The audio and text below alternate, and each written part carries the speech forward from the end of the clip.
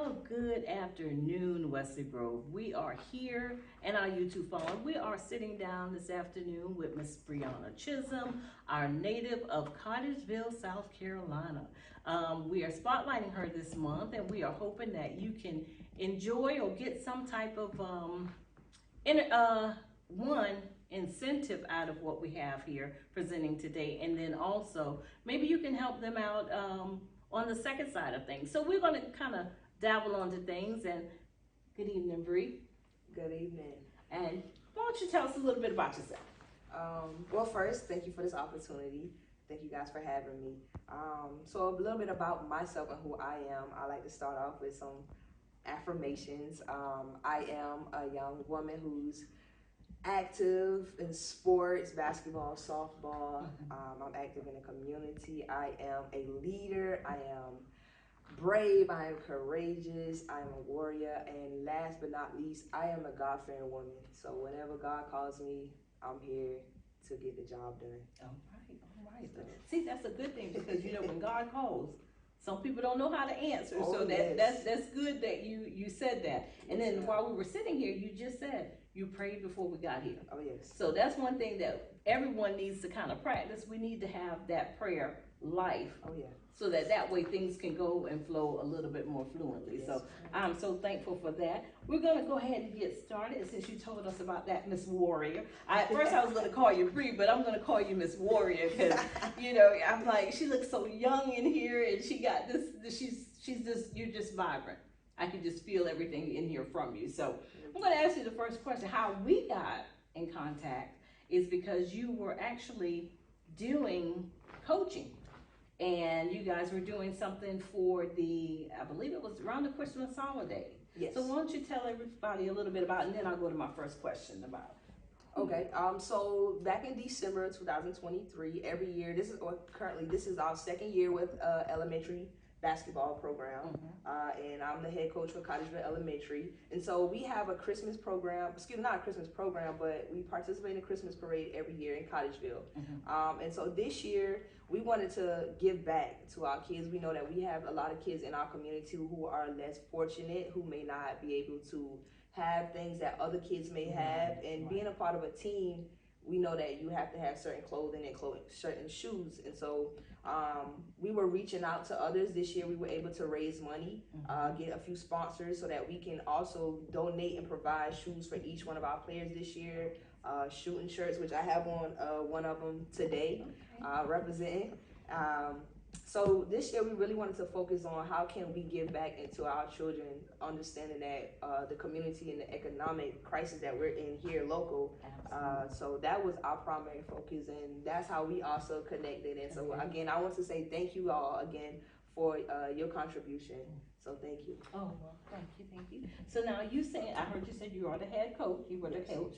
So tell us a little bit about the team and how the age group, I guess, of the kids, and, you know, how often did you guys play? And did you do local, I guess? Yes. Okay, so a little bit about the team. Well, can I say the program, because it's elementary league throughout the county. So Cottageville Elementary, Hendersonville, Northside, Forest Hills, Bells. So all of us, our schools, we participated. Our season usually starts in December to about February. Okay. I know for our team, we kind of started preparing in September. So now that this year we had a lot more time to prepare, we started preparing in advance so we can be ready. We practice about 4 days out of the week. A lot of people say, why you practice those kids like that? But I'm passionate about basketball, and I know here, and I'm also an athlete myself, and I grew up playing basketball my entire life, so I knew that we are behind skill and development wise here. And so with practicing with our kids as frequent as we does, it's going to also build their development skills, their character, and so many different things that we work on in our community with the kids. I'm trying to touch back on everything that you just asked. So bear with me. And I was gonna say, did you hear the buzzer? That was like the thing said ding. That's like our little buzzer. I guess it's trying to tell us, okay, Joyce, you're doing too much. So bring it back. Bring it. Okay. But that was his lunch saying it's time for lunch. Okay, gotcha.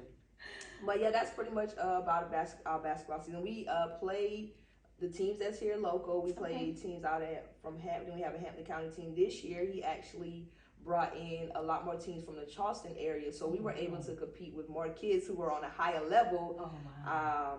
than us, because those kids have been playing again for years. And Okay. the age group that we do work with, it starts from, this year they allow first grade, so I can say first to fifth grade. Oh, wow. And so it's divided into JV and varsity. So JV is second and third, varsity, well, excuse me, first to third. Okay. Varsity is fourth to fifth grade. Okay. So we kind of giving them that feel, so when they do get to high school, they're already kind of prepared. They kind of got in their mind. They also give the kids opportunities like how we doing an interview right now, so they get to do pre-game interviews, post-game interviews. So it's amazing just to see them come out of their shell and grow socially. I love it. Okay, so now on you, what position did you play? Okay, head coach. Besides that one when you were playing in your younger years. So besides that, besides my past as me being an athlete, but currently as being a head coach, leadership. Okay. Leadership on my end, making sure that I'm always right mentally, physically, and spiritually before I get out in front of the kids and do anything, whatever it is they see me out. I have to always make sure I'm leading by example, and sometimes it's not easy. And that's what I'm going to my next one. It's not easy leading, especially when you have a lot of young kids, because they pick up on so many little things. They're very detail oriented. Yes. So, and then not only that, but having coaching staff that are also passionate around me, other people who coach with me as well. We all have the same mentality. We're here for the right reasons. We have good energy. The kids love everybody, and they respect all of us. And I think that's one of the biggest things, and I like to instill confidence in them, and I want to give each one of our kids the opportunity to voice their opinions, to have a voice. And I think that's an area that we're really lacking when it comes to young people. And so based on me being in the position that I am, that is one thing that we really focus on, and that is giving our kids a voice. Yes.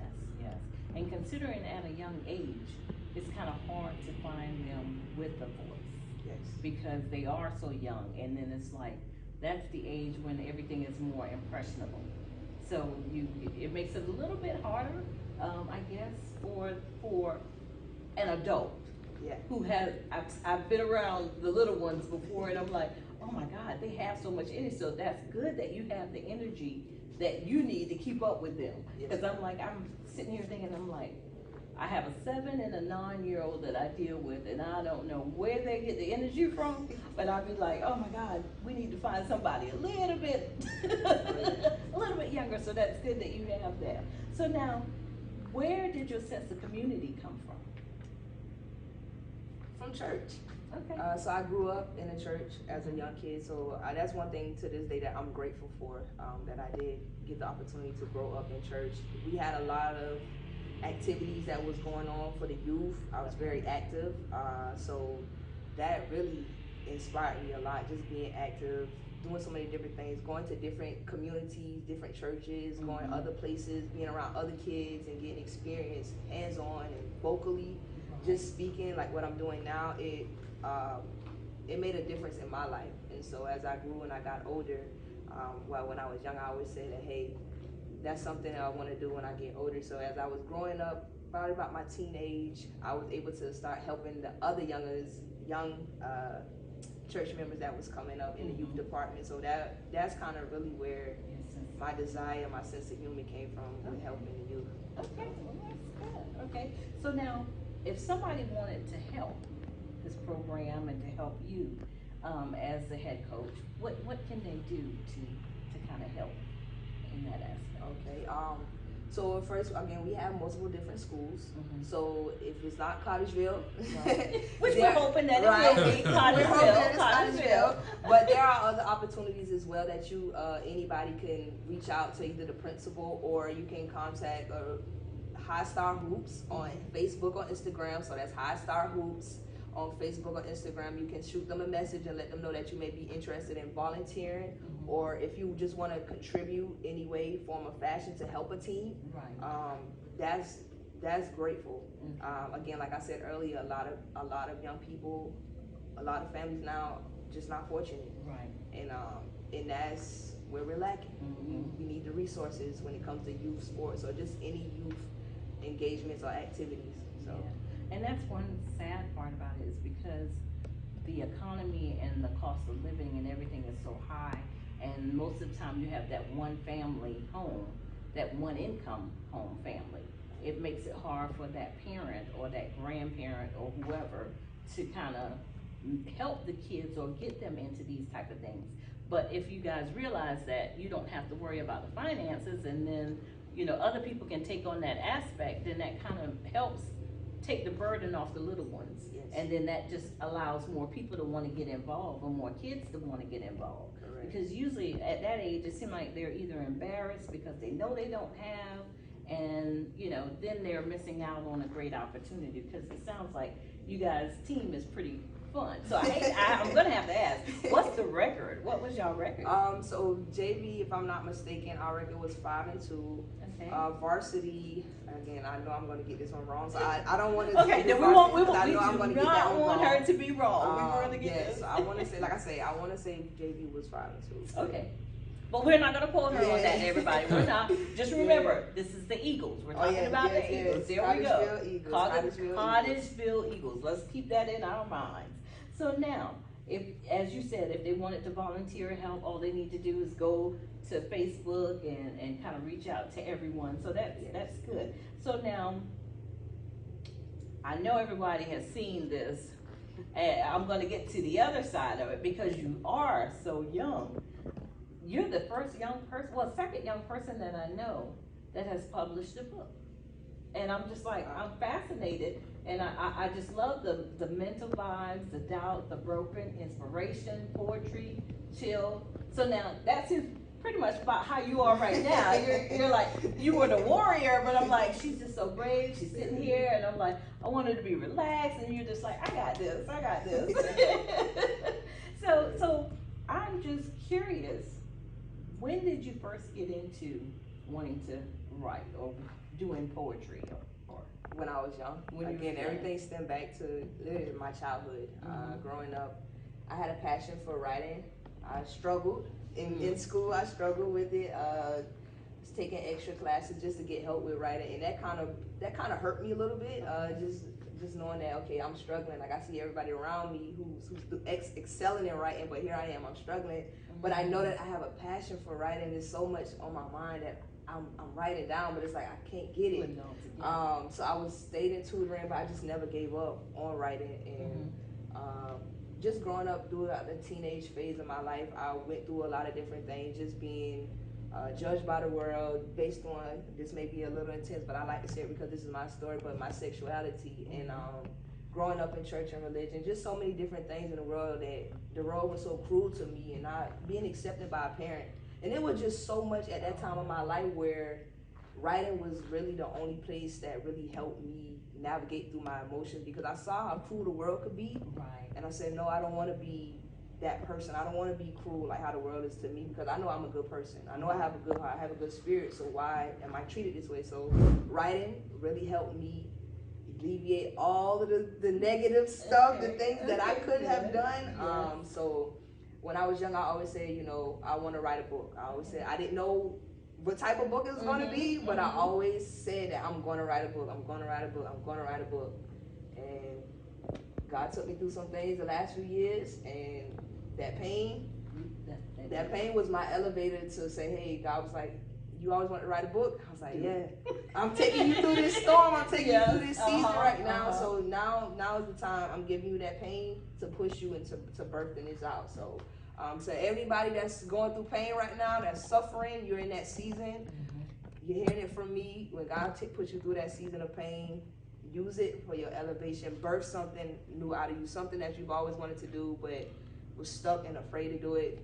Use that pain and make whatever it is that you've always desired to make happen. So that's really what it stemmed from. That's very good. Okay. So now, how did you come up with your title? The title Uncaged Thought, this was something I had to meditate on, because I was really like trying to figure out, what title do I want to have, and I was just going through that process.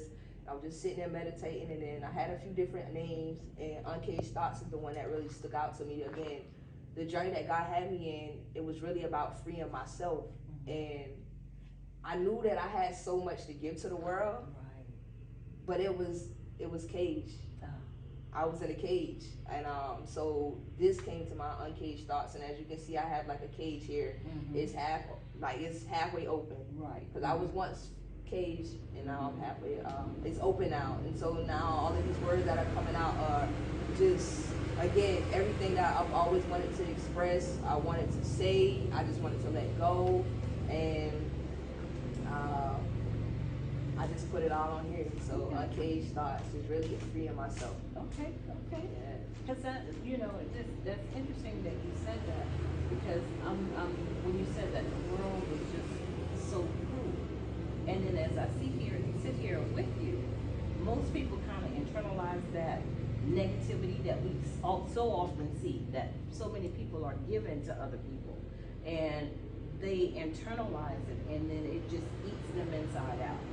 And you just look like, you know what, I've been through it, and I think it must be contributed to your faith then, because it's like you went through it. If I was sitting here in judgment, which we know we're not supposed to judge, but we know everybody do.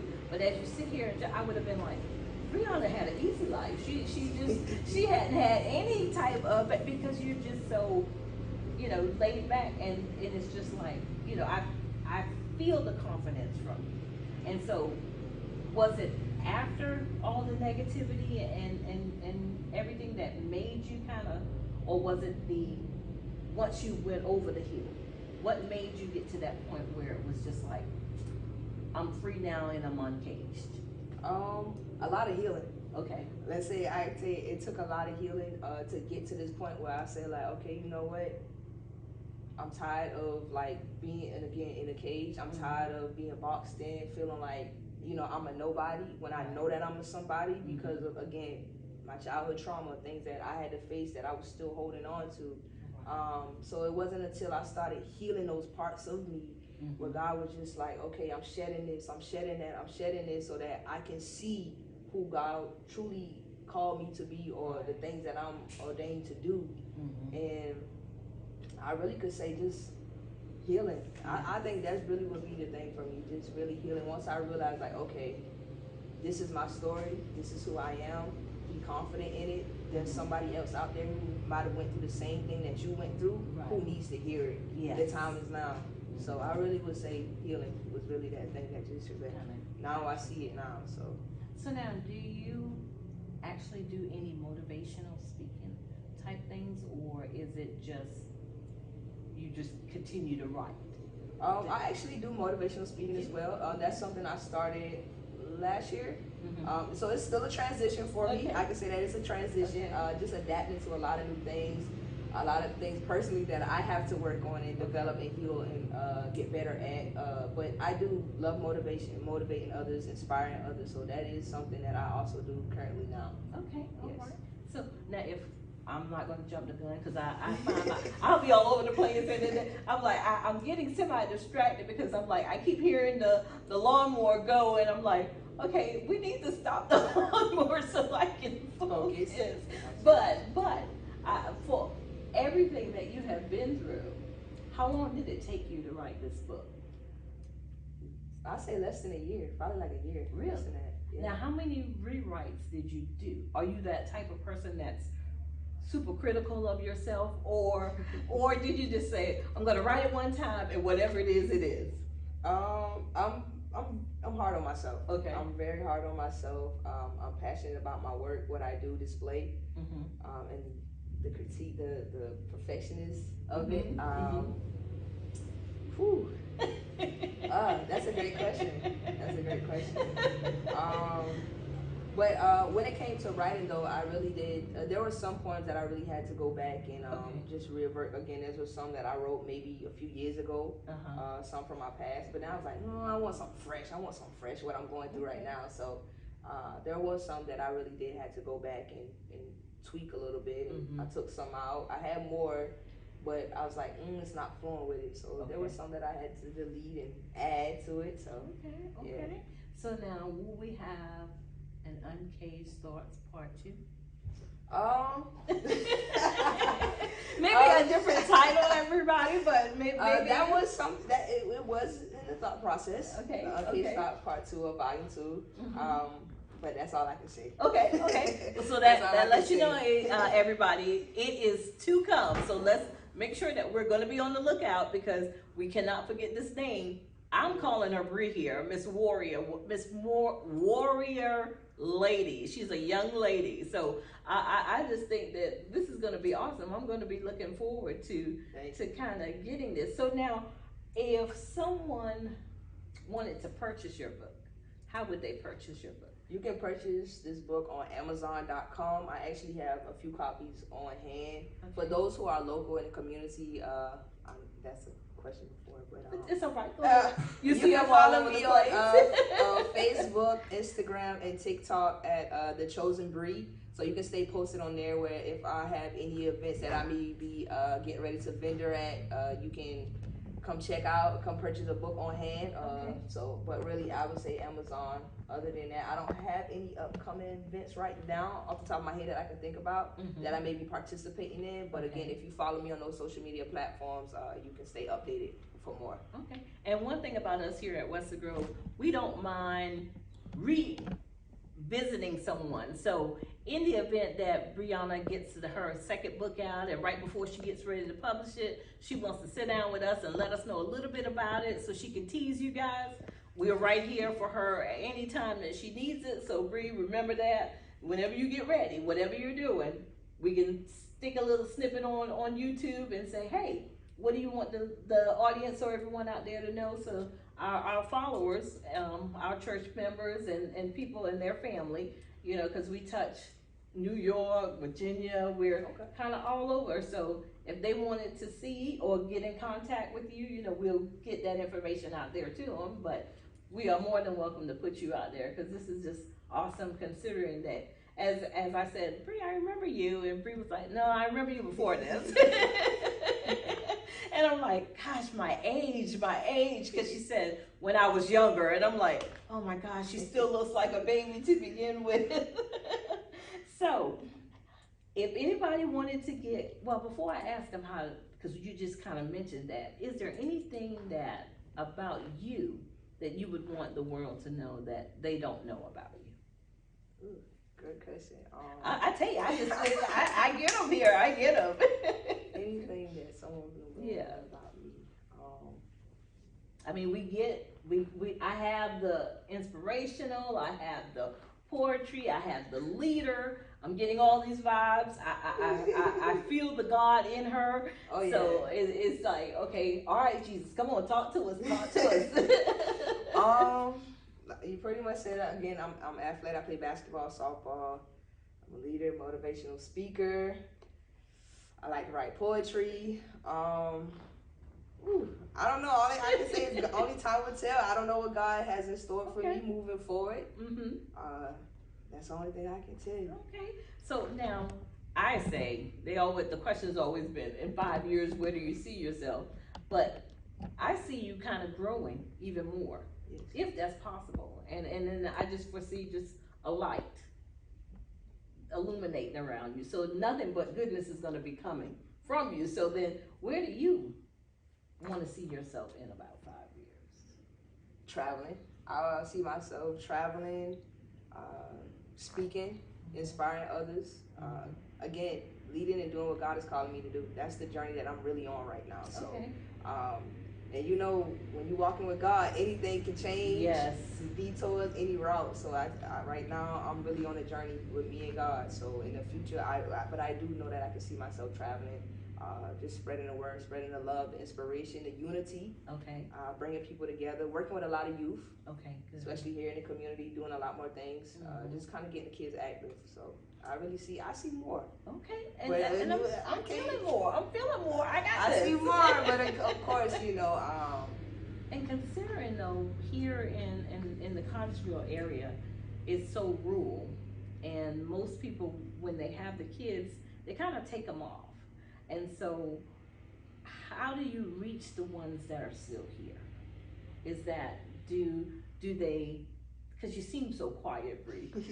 You know, and I'm like, I am. I'm like, how did she get it out to say, hey, you know, you can come on. I mean, you're more than you're like inviting once you get a sense of around you, but then it's like, do you find that people find you timid to come and talk to you because they think you're so shy, or do they just come out there, Cheryl, and just come on and talk to you? A lot of people do find it hard to talk to me. Okay. Why? I don't know. But a lot of people do find it hard to talk to me. Some people say they're like, man, you're so serious about everything you do, which I am. So, you know, if you hearing from me, if you don't have the right intentions to come and talk to me, please don't come talk to me. Absolutely. So that avoids a whole lot. But a lot of people do find it hard. And then there's some people who just come up to me naturally. I'm like, if the kids can come up to me naturally, what's wrong with the adults? But hey, I that's not my place. Yeah. It's not my place. You did your part. Yeah. You're there. Yeah. Your presence is open. It's all about what they're perceiving. That's on them. Yeah. We'll let them take accountability for their actions. Okay. We know you, on the other hand, you got this. Yes, ma'am. Yes, ma'am. So come correct if you coming to talk to her, because see, I came correct here today. I am ready to talk to her. I'm ready to get the dirt and try to get her out of this shell. So you can see she is in here laughing. She's having a good old time. So please feel free. If you see her, say, can I get your autograph? I think I'm going to try to get an autograph before I leave here today. So then that way I can say, oh, I had her autograph, and we could just put it up in here and say, I had her autograph when she was small time. But now she big time. So. Yes, ma'am. So now let us know how anybody can get in contact with you or how they can follow you one more time. Okay. And then we'll get ready to kind of close and just let you close it out any way you want to. All right. So again, you can follow me on Facebook, Instagram, and TikTok at The Chosen Bree. Again, Facebook, TikTok, and Instagram, The Chosen Bree. So I don't think you need and Bree is spelled B-R-I. So when you spell Bree, it's B-R-I. So The Chosen Bree. And that is on Facebook, Instagram, and TikTok, The Chosen Bree. So on my platforms, I have a lot of motivational posts that I make. I haven't gotten back into doing my weekly inspirational videos, but I used to do weekly inspirational videos on Mondays and Fridays. And I'm always posting content, videos, things that I do in the community with the kids, coaching, and you name it. So if you're looking for inspiration or a word, that's the place to go. Okay. Well, you keep saying that, Bree, and pretty soon I'll be like, well, it is Women's History Month in March. So I'll give her about a year to get started, and then I'll be like, okay, Bree, come on in the pulpit. Let's get you motivating and talking. But don't worry, I'll find a way to kind of reach out and get you here in anything that we do. So I know how to get in contact with you.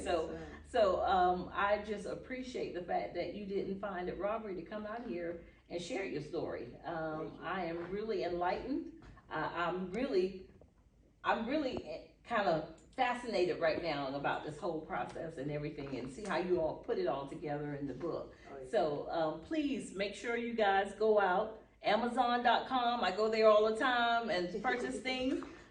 Let's pick up a copy of Uncaged Thoughts. Let's support Bree in any way that we can, just to let her know that, even though she's here in the small town of Cottageville, hey, she can still make it big time. And sometimes we just need a little encouraging, or we need to get out there a little bit more. And she didn't find it robbery for her to come out and wanting to share her story, and I'm so thankful for that, Bree, and I appreciate the fact that you're still humble. Thank you. Regardless of how it is, you're still humble, and you're gonna shine. I feel it, and I keep saying it because it said speak it into existence. So I'm gonna keep speaking this into existence, because you don't want anyone speaking anything negative over you. And like you said, if they're not coming correct, then they don't need to come to you. Yes, so I'm coming to you correct because I want you to flourish as a young lady here in this community, and I want you to do it as much as God has planned for you, because we all know what God has for you, it is for you. And even though you went through your storm in your season, your better season is here to come. So we're looking forward to what you have coming out next. Thank you. All right, Wesley Grove, we will check you out next time. Tell them bye, Bree. Thank you.